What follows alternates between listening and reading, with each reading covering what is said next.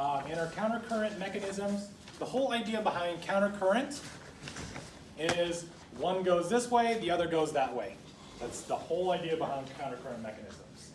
And we're going to see different ways in which we're going to see one way and another way. Countercurrent, one current going this way and the counter current going the opposite way.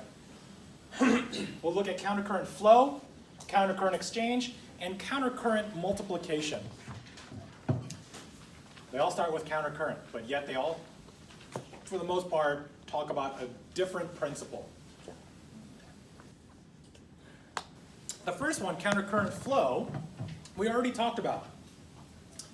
We talked about in, let me go to this earlier slide. Way too far back. Felt like we were talking for a long time. I didn't get very far. Okay. In this slide, you saw, as I described, countercurrent flow. Countercurrent flow is basically showing that we're going from 300 osmolarity down to 100, to about 1,000 to 1,200 osmolarity by the time we make our way down. And that mechanism we already illustrated. Why? Because we're removing water. This is where I talked about removing water, and now you get this salty filtrate. So we go from about an isotonic, hypotonic, down to hyperosmotic or hypertonic. And then when we go from hypertonic, we go back and we're moving all the way back up. So this is basically illustrating that this countercurrent is we're going down from high down to, low down to high, and high back down to low. So again, that's due to the uncoupling of the movement of water down the descending limb and the movement of sodium and chloride up the ascending limb. You had a half question. Yeah, okay.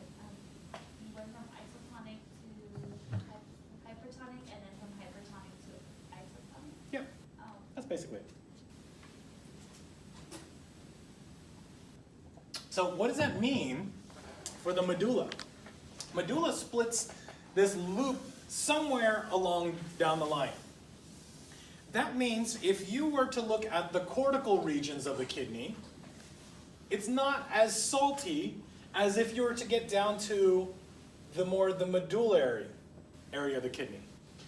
So if you were to taste a piece of the kidney, the saltiest part would be on the inside, and the normal tasting part, actually I don't know, I don't eat kidneys, but nonetheless, the whole idea behind it is it's definitely saltier, and it's saltier due to the hypertonic or hyperosmolarity of the medullary regions. That's countercurrent flow. Countercurrent exchange is now taking that same limb, descending, ascending limb, and looking at the other portion that we need to account for is the directional of the blood flow.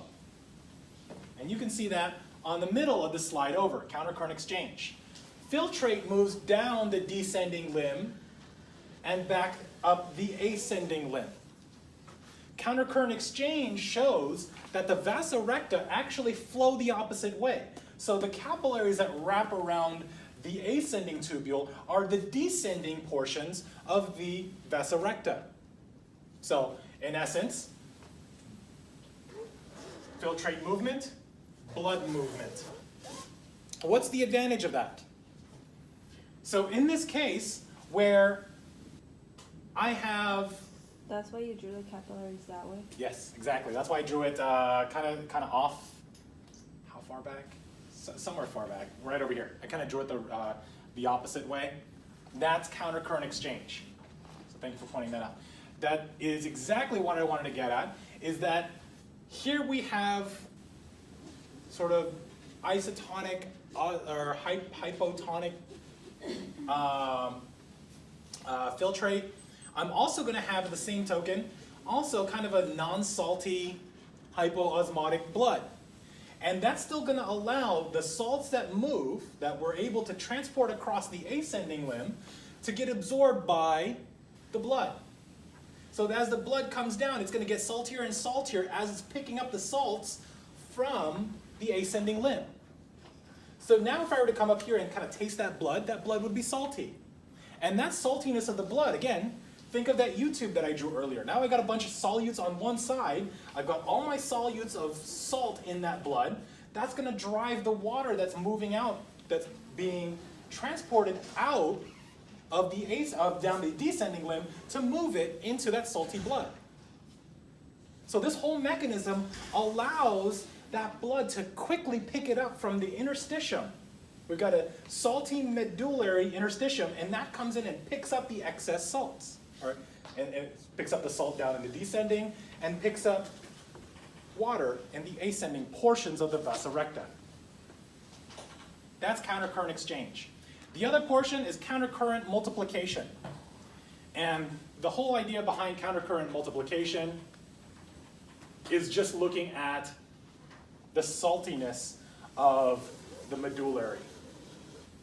And due to that saltiness, and this is where urea kind of comes a little bit into play, the saltiness in here just creates that osmotic gradient. Water comes in, and even though we're losing water in the descending region, it's not changing the osmolarity so much in the interstitial fluid because it's getting picked up by the saltiness of the blood in the vasa recta. So typically it would be salty here, and that allows for this osmotic gradient. It's all part of this sort of transition as we get water back in,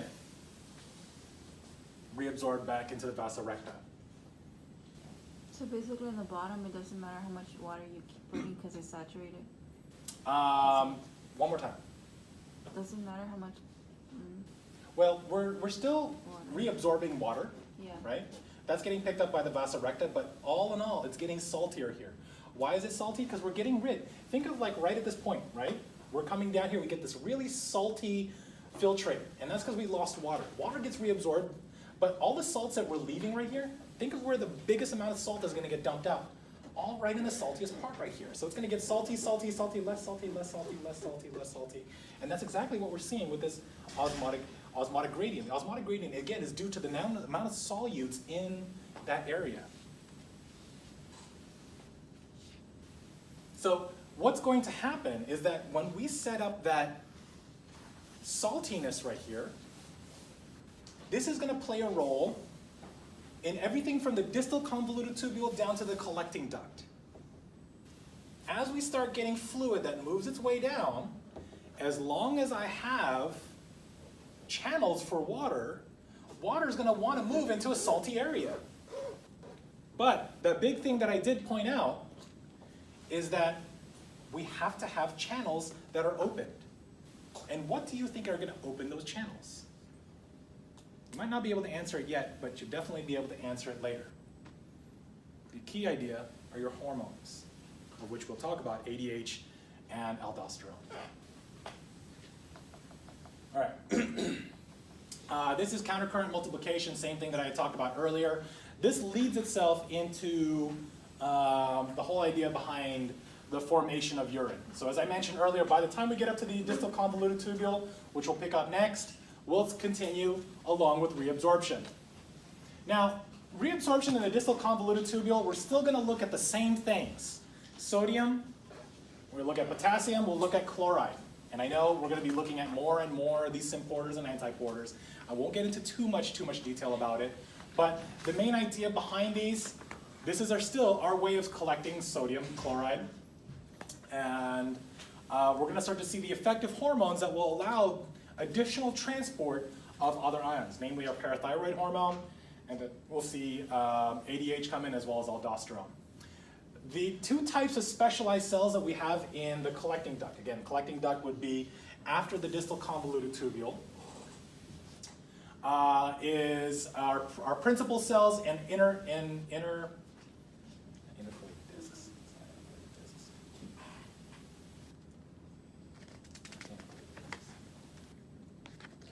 I have that. I just noticed that now. What was I made of? Interstitial cells. Interstitial cells. What happens when there's so much physiology going on? Intercalated discs were the ones in the heart. Interstitial cells were the ones I'm looking at. Principal cells and interstitial cells. Principal cells reabsorb sodium and secrete potassium. Interstitial cells reabsorb potassium as well as bicarbonate and secrete potassium. And then water reabsorption is dependent on, okay, I gotta finish that sentence. Be able to finish that when we get on with the, oh no, they're intercalated cells. What? Intercalated cells. Sorry, they are intercalated cells. I second guessed myself. Intercalated cells. Okay. Principal cells, again, following the principle of reabsorption. Reabsorption from the lumen over to the peritubular capillary. Again, peritubular capillary, because we're moving back into the distal convoluted tubule to the collecting duct. Principal cells, in general, if I can quickly sum up the principal cells basically will be utilizing leaky channels on the apical side and involve leaky potassium channels on the other. So if you were to take a look at potassium, remember what I mentioned about our principal cells. Two things we're going to be looking at are sodium and potassium.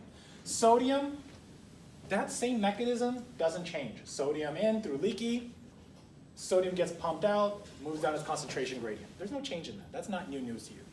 What is new are the presence of leaky potassium channels on both sides.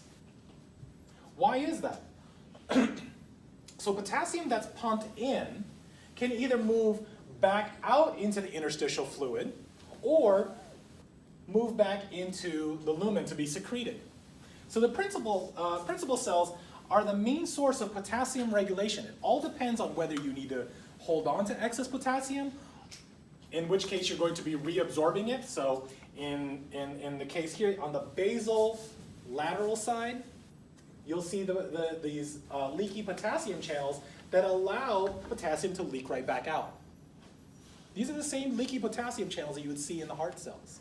It's the same makeup. Or you'd also see potassium on the apical side to get secreted back out. So this is how we maintain. And again, if you ever get a urinalysis done, there's a narrow window of where you want your potassium to be. If you've got too much of it, secrete it back out.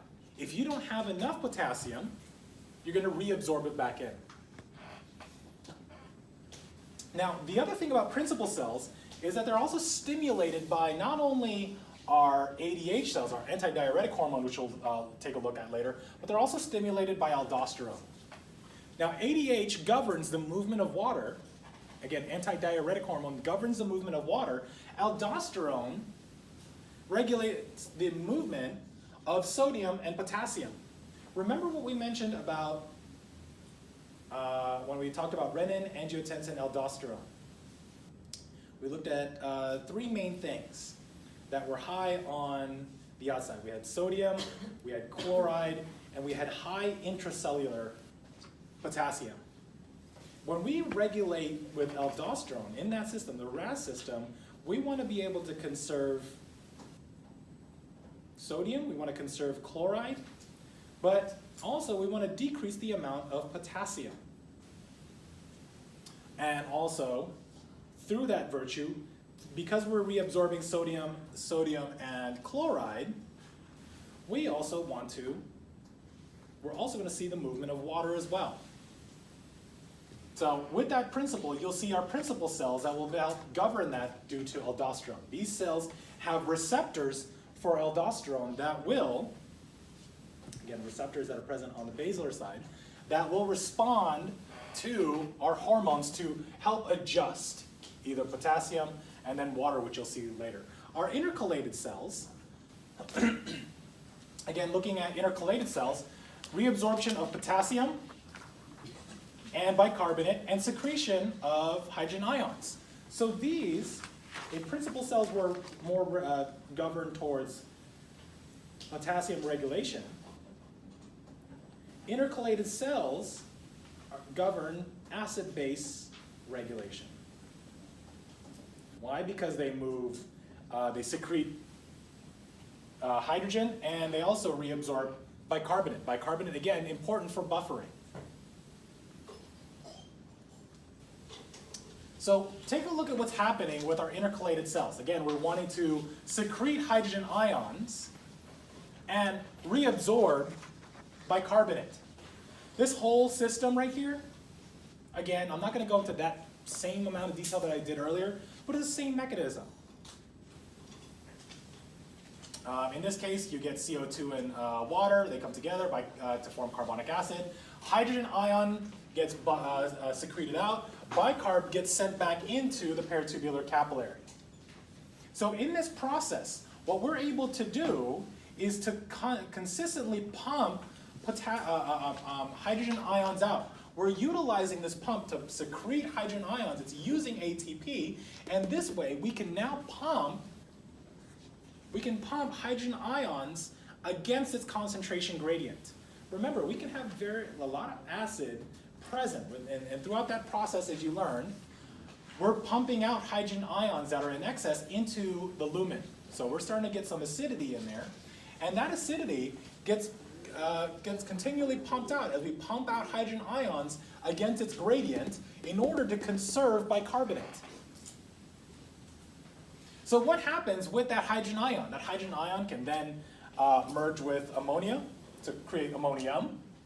It can also get buffered by phosphate, which phosphate will then turn into phosphoric acid. Very, very minute phosphoric acid, but nonetheless, all stuff that we're going to secrete out in our urine. So this is something that, this might be a little TMI, but I've noticed that after like some hard sprinting, some serious hard sprinting, where at the very end, I notice all of a sudden I have this urge to pee. Okay, again, I know too much TMI. I noticed that after going to the bathroom, like I would literally go to the bathroom and I would pee and it stunk. It literally just smelled like acidic. And I remember like years ago, I'm like, what's causing that smell? Why does it smell so acidic? Well, think about what's happening with extreme exercise. You're producing a lot of hydrogen ions. You get a lot of lactic acid production. That lactic acid is then secreted out into the surrounding tissue capillaries. The capillaries then pick up and take that hydrogen ion that's now buffered by the bicarbonate. And once it makes its way through, it's going to eventually make its way to the kidneys, where that bicarbonate then releases. You're able to get that bicarbonate out. You get the CO2 that's getting diffused into the capillaries, into the cell. The cell is now pumping hydrogen ions into the urine, right? Into the filtrate. And it's getting buffered. It's going to now take all the excess hydrogen ions, the ammonia that's being produced. And where is this ammonia being produced? This is when we break down proteins. We break down proteins. Those proteins get broken down, those amino acids get broken down into and form ammonium. And ammonium gets buffered into urea, and that stuff that gets secreted out has a very strong scent to it. So looking at not only phosphoric acid, but you also have sulfate. Sulfate also has a smell to it. Those sulfate ions also come in and buffer hydrogen ions and create the smell. So basically what I was smelling is a good amount of phosphoric acid, a good amount of ammonium, and sulfate. Which also kind of led to, especially for any of those that do fasting or anything like that, hard exercise during fasting times also starts to burn a good amount of, and I don't want to get too much into detail, also burns a good amount of protein to it. And that protein being burnt out creates more of the ammonium, which again creates some of that smell. So for those that do any sort of like fasted morning exercise, you typically want to do more of a steady state, like low intensity exercise, because you're able to conserve proteins. So in anybody that ever does like any fasting, there's the sort of ketones, the ketones you can smell in urine or in your breath. That's stuff that's produced. Again, I'm kind of going way into too much detail. So with that, I'm going to leave it at that. The main idea behind the intercalated discs: secrete hydrogen ions to concentrate the acids into the urine.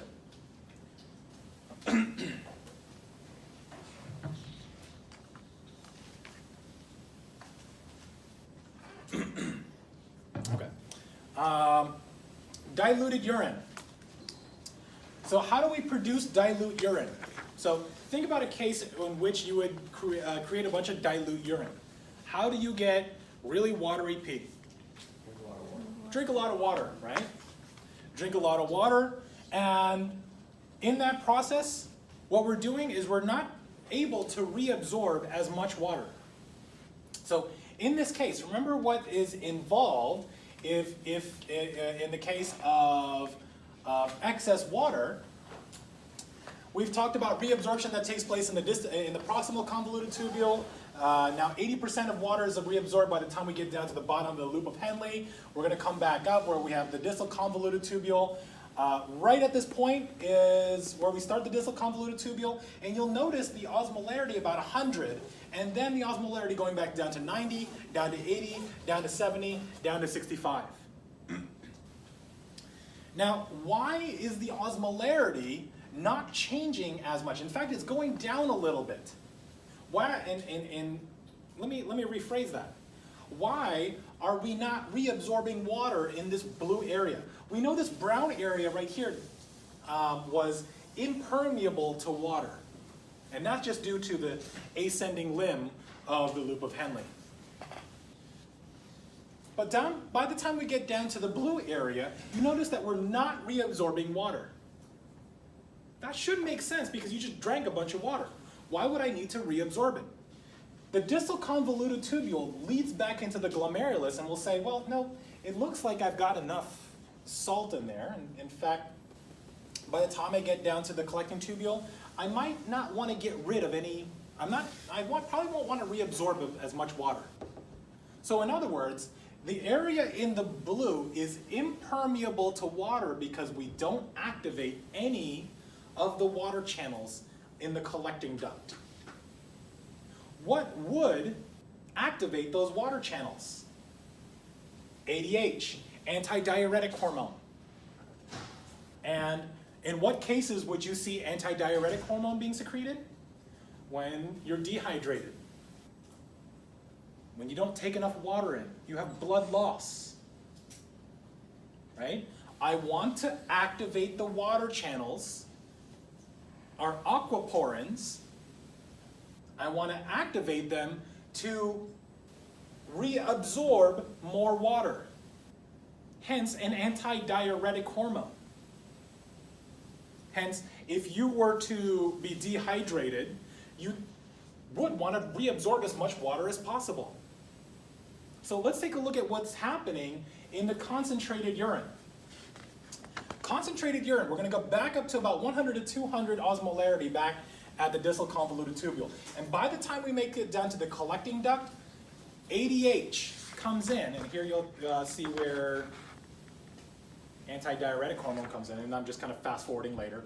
I'm just going to point out that ADH, released by the posterior pituitary, which we already know, responding to low blood flow, results in water reabsorption in the principal cells of the distal convoluted tubule and the collecting duct. Exactly what I was saying earlier is that activating the aquaporins on the principal cells, I'm going up to these principal cells right here and saying, once ADH comes in and binds to this area, it's going to actually turn on the DNA. There's a specific gene that will regulate, and here is my crappy drawing of DNA. There's a specific gene from this point to this point that will encode for those aquaporins to turn them on, to now open up these aquaporins that allow water to move in. So this facilitates, that ADH binding to facilitates the movement of water. Otherwise, water would just normally diffuse across as we get salt to move in. What better way to move water faster than to create these channels that will shuttle water quickly through? And that's exactly what ADH does. It acts directly on those principal cells to open up those channels. And therefore, we're going from a 300 osmolarity, and we're going to start pulling water out. And pulling water out is going to make the urine saltier. In other words, it's going to concentrate that urine even more. So that by the time we get to the end of the collecting duct, bless you, we have very hyperosmolar, hypertonic urine. Very high in the amount of stuff that we secreted out, but very low in the volume of water. So ADH only binds to receptors when you're like, what was it? When we're dehydrated? Or Yeah, something like so the key thing is that we have osmoreceptors that feed back into the hypothalamus. And the hypothalamus then triggers the posterior pituitary to release ADH. That ADH then flows through the circulatory system where it activates also in the kidneys. It activates in the kidneys right on the principal cells to allow water to get reabsorbed. Does that help? Yes. Okay. So in this case, what's happening? Urine becomes more and more concentrated, and water loss becomes minimalized. Again, the loss or the low blood volume or dehydration results in ADH that activates water reabsorption in the collecting duct. What questions do we have about that?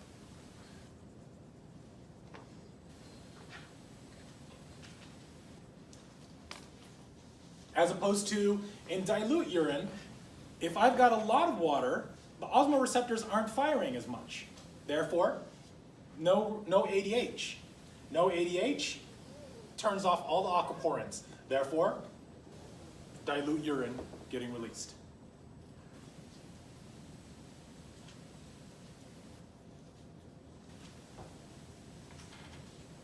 The last X number of slides, I guess I can power through. Okay.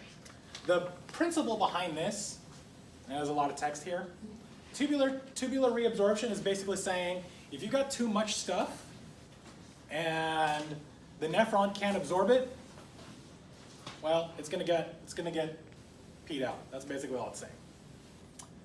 If higher than normal amounts of a substance are present in the filtrate, then the renal threshold for reabsorption of that substance may be surpassed. That's all that's saying, is that if we can't reabsorb it fast enough, we eliminate it through urination. That's what's going to make its way down the PCT, down the loop, down the distal convoluted tubule, back down over here. If we cannot secrete it fast enough, if we can't reabsorb it fast enough because we have so much of it, we end up peeing it out. And now let me go back to diabetes mellitus. Now what we notice about diabetes, type 2 diabetes, is, and did I tell you guys about the origin of the term diabetes mellitus? Sweet urine. Old ways of, obviously way back in the day, they haven't been able to formally do a glucose stick. Like before they were able to diagnose high blood sugar, they couldn't really, they didn't have glucose sticks back then. The only way of being able to tell is that they were able to tell by the sweetness of the smell of the urine. So one of the ways they had to be able to tell what was in your urine was to taste a little sweet. Technically, diabetes mellitus means sweet urine. So why is that? Why did it taste sweet? All starts at this point. High blood sugar, you've got a lot of glucose in the sugar, right? And we already talked about the mechanism of diabetes mellitus, is that our insulin receptors aren't able to receive insulin as well. And therefore insulin can't pull glucose into the muscle, it can't pull glucose into the liver, and therefore it's just sitting in the blood. And it's circulating through and it's changing the osmolarity of the blood. And the osmoreceptors are picking that up and saying, wow, you've got some really thick blood. It's going to drive up thirst, it's going to drive up water retention. Remember, saltier, or not maybe saltier, but the more solutes in the blood, water is going to now flow in as well. Hence why people with diabetes, if uncontrolled, can edema. A lot of edema, a lot of water retention. Not only water retention, they're always feeling thirsty. And not only that, they also need to pee a lot. They constantly have the feeling the need to pee. So what's happening is that a bunch of glucose is getting filtered out. And it's making its way through. A good amount of the glucose is absorbed in the PCT. But because there's so much glucose, you can't reabsorb it fast enough that by the time it makes its way through, it's secreted out as urine. Hence the tasty, well, that was some tasty. Wow. Sweet urine, okay? So that's basically where the whole mechanism that takes place, and that's exactly what's being described by this slide, is that the renal threshold, at least for the glucose transporters in the proximal convoluted tubule is maxed out. We can't absorb it fast enough. And looking at the renal threshold, we can absorb about 180 to 200 milligrams per deciliter, 100 to 200 milligrams a deciliter of blood. So this is the whole concept of spillover, glucose spillover into the urine. Okay? And that's why we regulate glucose on the blood level. Pancreas should be secreting enough insulin. Insulin should be coming in to help reabsorb the glucose into the liver as well as the muscle, not into the kidneys. That's a lot of wasted glucose. And as we were able to talk about earlier, you saw the different aspects as to the other symptoms of diabetes. Now, acid-base regulation all boils down to how we can maintain our pH. And the pH of blood, again, is between 7.35 to 7.45. 100% of you guys should be able to get that right because I know you guys got that right on the test. We have other mechanisms that we're able to maintain acid-base regulation. And you can see by now we have the lungs, we have the kidneys, and the digestive system. We didn't talk so much about the skin, but at least these three mechanisms help regulate that balance. Lungs eliminate CO2. And remember what we mentioned about CO2 and water produce, through carbonic anhydrase, produce weak carbonic acid, which also then disassociates to hydrogen ion and HCO3. Bicarbonate, you saw, we were able to reabsorb. Hydrogen ions, we were able to secrete. Carbonic acid, and then CO2 and H2O. The lungs eliminate CO2. So if I eliminate CO2 from this equation, that's going to drive this equation through the Le Chatelier's principle, which is going to move from hydrogen ions to carbonic acid to moving over this way. So this elimination of CO2 is a very fast response to maintain our bicarbonate stores. Blow off excess CO2, and you can restore your bicarbonate stores. That'll help buffer any of the hydrogen ions that are accumulating. So in this storage mechanism, and I want to, no, actually I won't go into that for the sake of time, but nonetheless, this is our way, a very fast response. Whenever we start thinking about exercise, for instance, whenever we start exercising, and in the case of, let's say, cardiovascular exercise, you're undergoing cellular respiration, you're producing hydrogen ions, that's getting buffered, and that's going to come in and get buffered, and we blow off that excess CO2. That should make sense. These are all byproducts of cellular respiration. Now, what's happening to the others of hydrogen ions from this equation? If we're conserving bicarbonate, what are we doing with this, with our hydrogen ions? Well, we're turning that in, we're eliminating that through the kidneys. And that takes a little bit longer. These aren't very fast responses, because this is all through the part of secretion. Now, the digestive system and the skin also help as well, but not to the biggest extent, but the fastest response is our lungs. So acid-base regulation, a lot of that takes place in our lungs. And again, all through excess CO2. Our hormones that are involved, we're going to be able to look at our hormones that are going to help in the process of ion regulation. So looking at sodium, chloride, calcium, water, as well as potassium, we'll be able to look at how these all play a role. So looking at these, we'll look at, we talked about angiotensin II. Angiotensin II we talk about in, okay, we'll talk about in that slide. Antidiuretic hormones, the first one we'll talk about. ADH we already mentioned. Targets the principal cells in the DCT and the collecting duct. That we saw with concentrated urine versus dilute urine. In order to concentrate our urine, we have to utilize ADH that will allow for water reabsorption. Renin, angiotensin, aldosterone. While ADH has a direct effect on the aquaporins, or in the water channels, angiotensin and aldosterone have a secondary, indirect effect on water. So this I won't go over, but you've already seen this in you not only have seen this in our endocrine system, you've also seen it in our cardiovascular section. Now, revisiting it again is looking at our juxtaglomerular cells. Juxtaglomerular cells are the cells, again, that are leading into the glomerulus. This is the afferent arteriole. These cells will detect the blood flow into the glomerulus. And if there's decreased blood flow, we saw renin. Renin was secreted.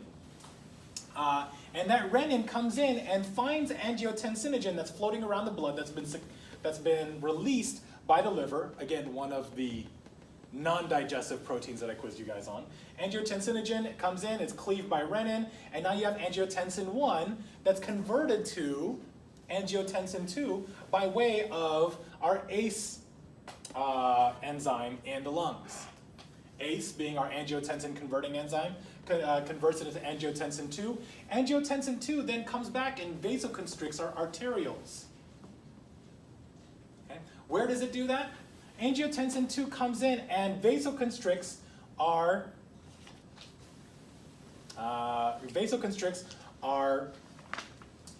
glomerulus. So just kind of quickly drawing out our glomerulus. If this is our efferent arteriole.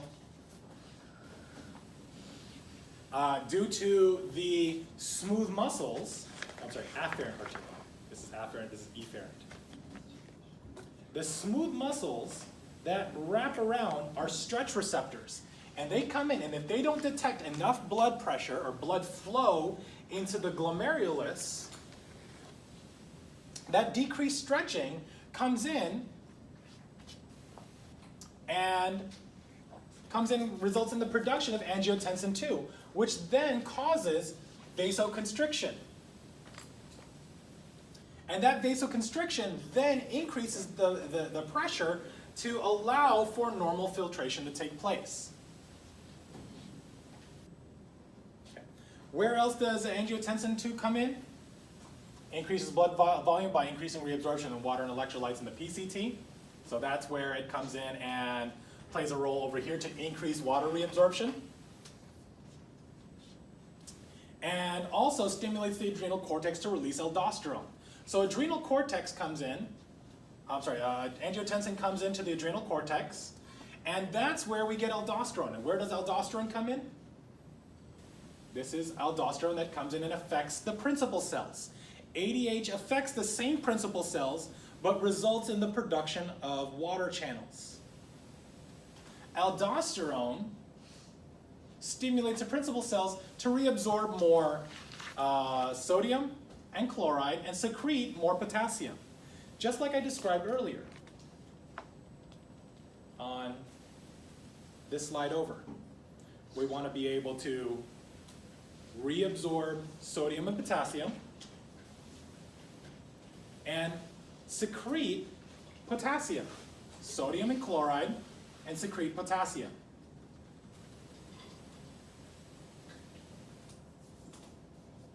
And again, general principle is that if you're moving salts, sodium and chloride, water is going to follow as well.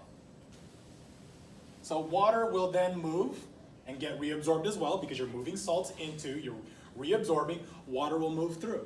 So what would be the most effective way of getting water into the peritubular capillaries? Is to activate with ADH, low blood volume, and low salt content. Right? So the low salt content comes in, and then that plays a role in water reabsorption through the principal cells. So you have ADH and you have aldosterone that allows water movement through, and that's going to help regulate and maintain normal levels of our glomerular filtration rate, and then optimal water reabsorption throughout the nephron. So all of that boils down to this slide over here, which helps summarize everything that we've mentioned so far. Again, looking at this, compare this to the first slide that I talked about that illustrated reabsorption in green and secretion, I believe, in blue. And you can see each of the breakdown of where water, our salt, our potassium, our chloride, and bicarbonate, all the big things that we talked about so far, the reabsorption of these ions throughout in order to conserve. Where you saw the biggest variation was in the distal convoluted tubule and the collecting tubule, the collecting duct. All that was related to our water reabsorption as well as our sodium and chloride due to ADH and aldosterone. And that ultimately affects the concentration of our urine. You also saw the secretion of our hydrogen. You saw the secretion of or the reabsorption of bicarbonate as part of our acid-base regulation of that blood to tie in. And then any excess that we aren't able to reabsorb gets secreted as well. And that was our renal threshold. So all that boils down to the whole purpose of the nephron and how that plays a major role and why the kidneys are so important in maintaining homeostatic values. Whatever we're not able to absorb, get rid of it. Okay? And if we need to reabsorb more water and salts, we have the ability to do so to maintain normal volumes of water, and then most importantly, maintain the amount of blood volume and blood pressure for optimal functioning. Last two slides I want to talk about, urine. Water is mostly your urine right there. Anything else that's supposed to be found? Again, things in a urinalysis is basically looking up the content of your urine to make sure that you have the right amount of ions. Anything in excess will affect the what's released in your urine. So not only is it very useful to find out what's in your blood through blood labs, it's also really useful to find out what's in a urinalysis, because these are ways of getting rid and good way of cross-comparing what's happening in the blood as well as your urine. Anything else present? Bacteria, albumin, protein, glucose, white blood cells, and red blood cells are things that shouldn't be excreted. Why? Because we saw albumin, protein, white blood cells, and red blood cells. They should not be present due to the glomerulus. Those filtration slits prevent those things from being secreted. If you find it in the urine, something's up. Okay. If white blood cells, obviously you've got excess of white blood cells. If you've got excess of glucose, again, something to do with your blood sugar, and something might be wrong with your insulin or your pancreas. So these are good diagnostic clinical tools to find out what systems might be malfunctioning. The other things too is to measure renal function is to take a look at your nitrogen balance. And all that boils down to is how much you're breaking down proteins from catabolic reactions. Blood urea and nitrogen is something that's present in the urinalysis that tells you how much nitrogenous waste you have. Anytime you break down your amino acids, you get urea. And urea is going to contain nitrogen in it, those amine groups. And that blood urea and nitrogen lets us know how much of the catabolic reactions are you going through. How much are you breaking down your protein? Not only are you breaking down your protein, where's that protein source? Is it from your muscle? We can couple that with levels of creatinine. Again, creatinine being present in skeletal muscle as an ATP storage. If you find creatinine levels in the blood, you may want to ask that person, are you taking creatine? Do you have anything else going on? I see a lot high levels of creatinine. This must mean you were breaking down protein. You're breaking down skeletal muscle. These are things in the cases of ever looking at rhabdomyolysis. It's basically the presence of blood in reddish urine. It's a heavy breakdown of skeletal muscle. It's part of the inflammatory process that's on the extreme side. So these are ways that they can come in and measure these tests. So out of all the things that we looked at, sodium, chloride, these, they can look at nitrogenous balance and determine the content of that to give you an overall look at the human body. With that, that covers pretty much everything I ever need to talk to you about. I will see you guys next Tuesday. If you guys have any questions on anything, feel free to ask me. Hopefully you guys are already kind of started up with your studying. You're catching up because we have... Is the final on Tuesday or Thursday? Final is on Thursday. So what are we doing Tuesday? Off. Tuesday's no class. Okay, Tuesday. Yeah, Tuesday, I don't know if you guys have finals or anything like that, but that's for you guys. Utilize that time wisely. I'm available.